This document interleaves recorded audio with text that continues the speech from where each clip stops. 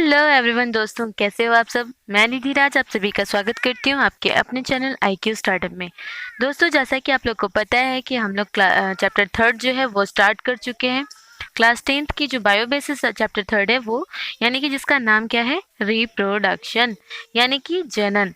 तो दोस्तों, पिछले क्लास में हम लोग ने बहुत सारी जो ज़रूरी बातें थी कि रिप्रोडक्शन हमारे लिए क्यों ज़रूरी है, ये तो जिंदा रहने के लिए ज़रूरी नहीं है, लेकिन फिर भी इसे हम इतना इम्पोर्टेंस क्यों देते हैं, क्या कारण है कि रिप्रोडक्शन हर एक जीव ज़रूर करता है। तो इन सभी जो क्वेश्चंस थे उनके आंसर हम लोगों ने पिछले क्लास में देखा था। उसके बाद मैंने डीएनए के फैक्टर्स बताए थे कि डीएनए से किस तरीके से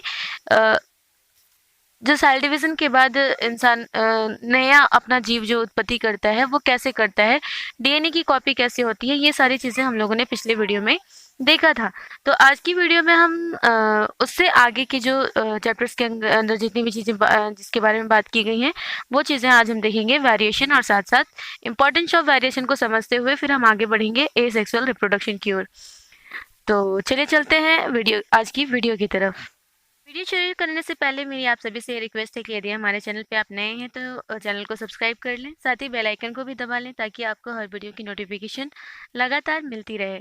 इसके साथ मैं बता दूं कि आप हमें फेसबुक पेज, इंस्टाग्राम और टेलीग्राम चैनल पे भी फॉलो कर सकते हैं, जहां आपको नॉलेजेबल पोस्ट के थ्रू आपको बहुत सारी जानकारी भरी जितनी भी पोस्ट है वो आपको वहाँ पे मिलती है, जहाँ से आप अपनी नॉलेज को लगातार इंक्रीज कर सकते हैं। और हाँ, यदि आपके मन में किसी भी तरह का डाउट है या किसी भी तरह का सवाल है तो आप हमें कमेंट बॉक्स या फिर इंस्टाग्राम पे डायरेक्टली पूछ सकते हैं। मेरी कोशिश होगी कि मैं जल्द से जल्द आपको रिस्पॉन्स कर सकूं। तो ज़्यादा देर न लगाते हुए हम आज की वीडियो की ओर आगे बढ़ते हैं। तो दोस्तों, जैसा कि मैंने बताया कि इसके पहले हम लोगों ने किस तरीके से वेरिएशन होता है, मैंने बताया था कि इसमें आइडेंटिकल चीज़ें बिल्कुल कॉपी होके नहीं आती। रिप्रोडक्शन जब होता है, जब सेक्सुअल रिप्रोडक्शन होता है खास करके, उस टाइम बिल्कुल कॉपिंग डीएनए नहीं मिलती, एकदम सेम टू सेम डीएनए नहीं मिलता। डीएनए का कॉपी तैयार होता है, लेकिन वहाँ पे आइडेंटिफाई जो एक जाइगोट हम बोल सकते हैं वो तैयार नहीं होता है। तो सबसे पहले समझ लें कि वेरिएशन आखिर क्या है। ठीक है, वेरिएशन की बात करें तो वेरिएशन का मतलब होता है परिवर्तन, यानी कि किसी भी चीज़ में परिवर्तन, चेंजेस आना, उसको हम क्या कहेंगे, वेरिएशन कहेंगे। तो जैसे देखिए, यहाँ पे मैंने बहुत ही इजीली भाषा में आपको समझाने की कोशिश की है, लिखा है भी है। बहुत रिसर्च करने के बाद ये आपका डेफिनेशन मिला। वो क्या कहता है कि एनी डिफरेंस बिटवीन सेल, यानी कि सेल के बीच में कोई डिफरेंस देखा जाए, इंडिविजुअल ऑर्गेनिज्म, यानी कि कोई किसी खास ऑर्गेनिज्म के बीच में, जैसे इंसान है, हम इंसान की जो नॉर्मल हाइट होती है वो 5 फीट है ना, 5 फीट होती है।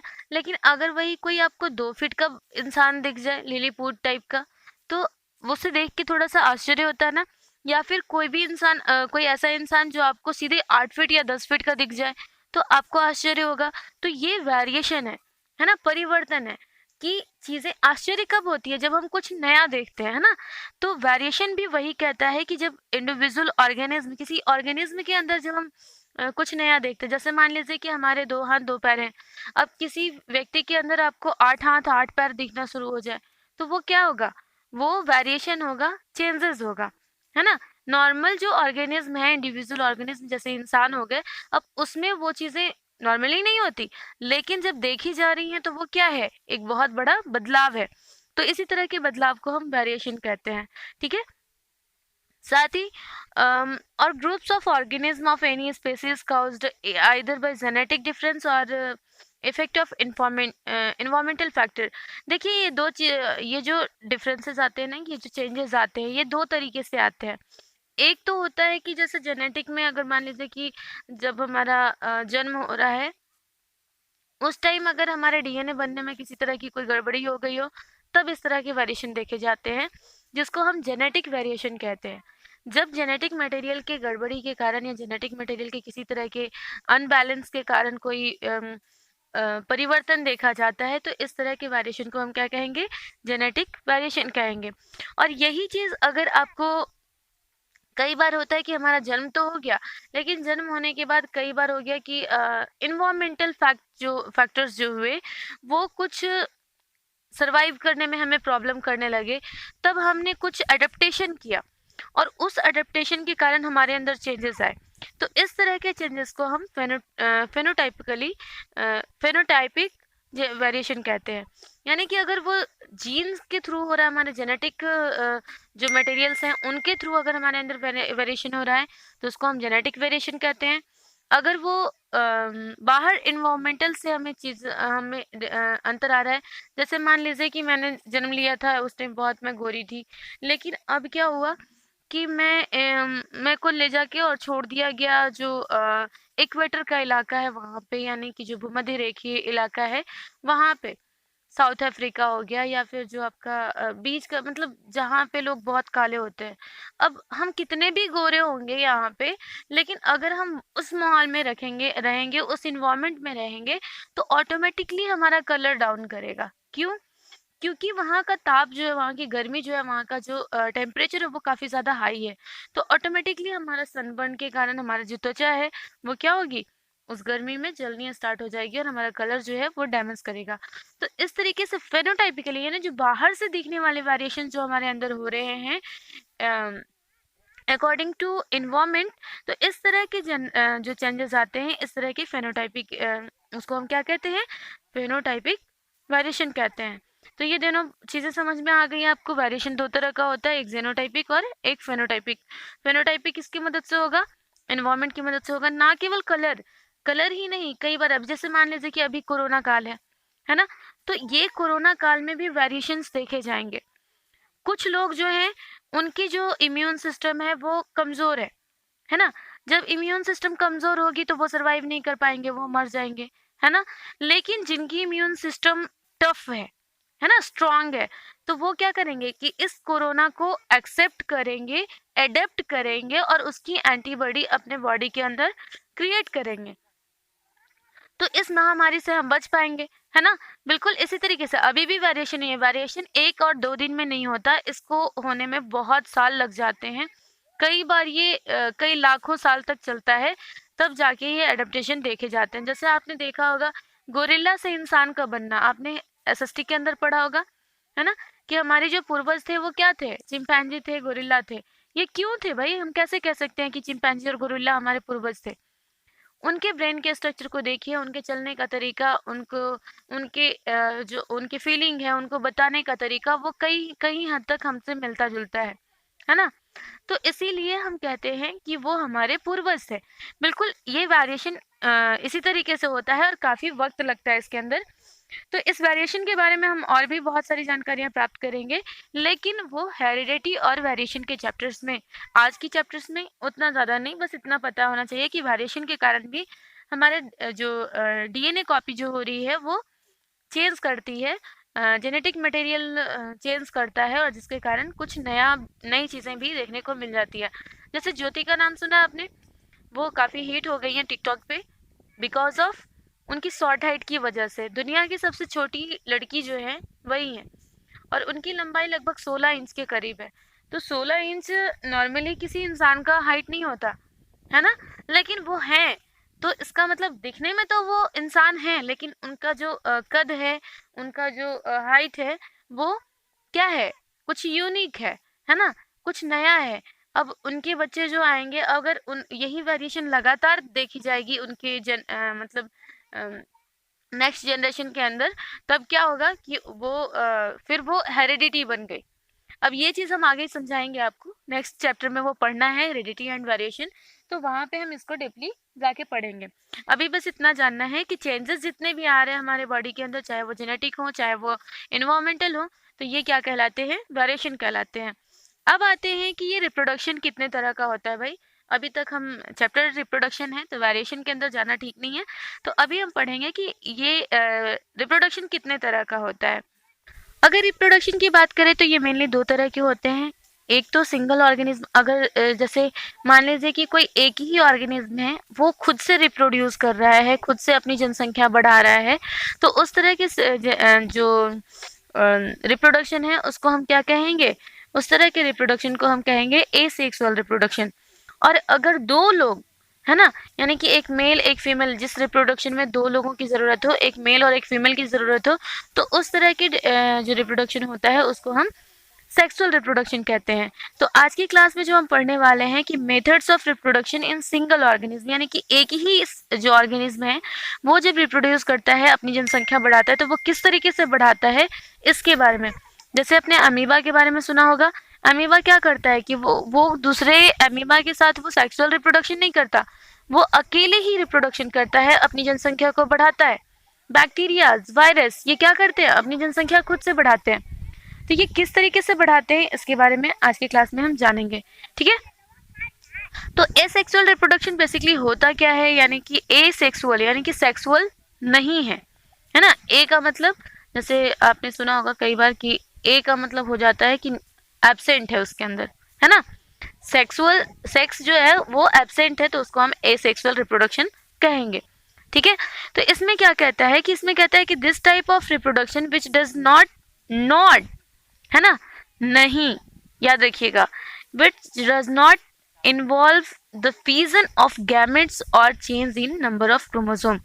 इसमें क्या हो रहा है कि कभी भी चेंज ऑफ जो नंबर ऑफ क्रोमोसोम है, यानी कि अगर आपका जो पेरेंट सेल अमीबा है उसके अंदर अगर मान लीजिए कि 2 क्रोमोसोम है, तो अगले वाले जो फ्यूजन होके बनेगा उसके अंदर भी 2 ही क्रोमोसोम होगा, एक नहीं बनेगा, ठीक है।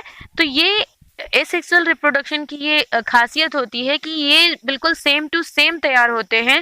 जैसे मैंने अभी वेरिएशन की बात की, तो ये एसेक्सुअल रिप्रोडक्शन के अंदर वेरिएशन होना बहुत ही कम केसेस में देखा जाता है। ज़्यादातर जो केसेस बहुत ही मतलब इत्तफाकन कभी कभी ऐसा हो जाता है, नहीं तो एसेक्सुअल रिप्रोडक्शन में कभी भी चेंजेस नहीं देखे जा सकते, उसमें वेरिएशन नहीं देखे जाते।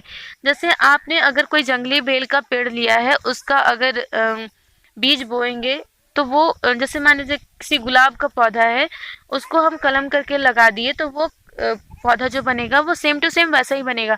हाँ, उसके अंदर अगर हम लोग कुछ अपना दिमाग लगाना स्टार्ट कर दें, यानी कि हेरिडिटी, जब आगे जाके मेंडलीफ वाला जो पढ़ना है, वो चीज़ें अगर आप यहाँ पे लागू करेंगे तो दिक्कतें आएंगी। लेकिन इस तरह का नहीं होता कि इनके क्रोमोसोम्स जो होते हैं बिल्कुल सेम होते हैं, और फिजन्स ऑफ गैमेट्स बिल्कुल नहीं होते हैं, इसके अंदर गैमेटोजेनेसिस होता ही नहीं है, ठीक है।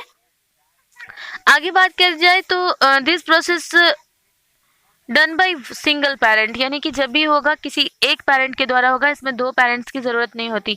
बेसिकली हमारे अंदर क्या होता है कि हमारे अंदर 2 पेरेंट्स ज़रूरी हैं, यानी कि एक माँ होंगी एक पापा होंगे, तभी किसी बच्चे का जन्म होगा। लेकिन एसेक्सुअल रिप्रोडक्शन में किसी मतलब माँ है तो माँ है बस, चूंकि माँ तो जननी है भाई, तो एक ही सेल से वहां पे रिप्रोडक्शन होता है, उसमें किसी भी दूसरे की जरूरत नहीं पड़ती, ठीक है। आगे जो पॉइंट कहता है, ये कहता है कि this type of reproduction occurs by cell division during mitosis. Mitosis cell division के द्वारा ही इसके अंदर जो रिप्रोडक्शन होता है वो होता है, ठीक है। यानी अब माइटोसिस के अंदर क्या होता है भाई, तो ये आपको क्लास 9th में फर्स्ट चैप्टर के अंदर मैंने पढ़ाया था कि माइटोसिस सेल डिवीजन क्या होता है। अगर आपको याद नहीं है तो आप माइटोसिस और मियोसिस की जो मैंने 9th की वीडियो डाल रखी है, वो आप वहाँ से 9th क्लास की जो प्लेलिस्ट है वहाँ से आप देख सकते हैं, ठीक है। अगर वीडियो पसंद आ रही है, समझाने का तरीका पसंद आ रहा है, तो वीडियो को लाइक ज़रूर कर दें आप, क्योंकि लाइक से हमें मोटिवेशन मिलती है और हम ज़्यादा से ज़्यादा अच्छा करने की कोशिश आपके लिए करते हैं। तो समझ में आ गया कि माइटोसिस सेल डिवीजन के द्वारा ही इसमें जेनेटिकली जो आइडेंटिफिकेशन जो मिलती है, इसको आइडेंटिकल ऑफ स्प्रिंग मिलती है। आइडेंटिकल करने का मतलब क्या कि हु बहु, सेम टू सेम। जैसे हमारे अंदर क्या होता है कि अगर हम माँ बाप मिलके किसी बच्चे को जन्म देते हैं, तो वो बच्चा सेम टू सेम ना हमारे जैसा होता, ना हमारे मतलब वो अपने पापा की तरह होता है ना। लेकिन एसेक्सुअल रिप्रोडक्शन में बिल्कुल सेम टू सेम होते हैं, है ना।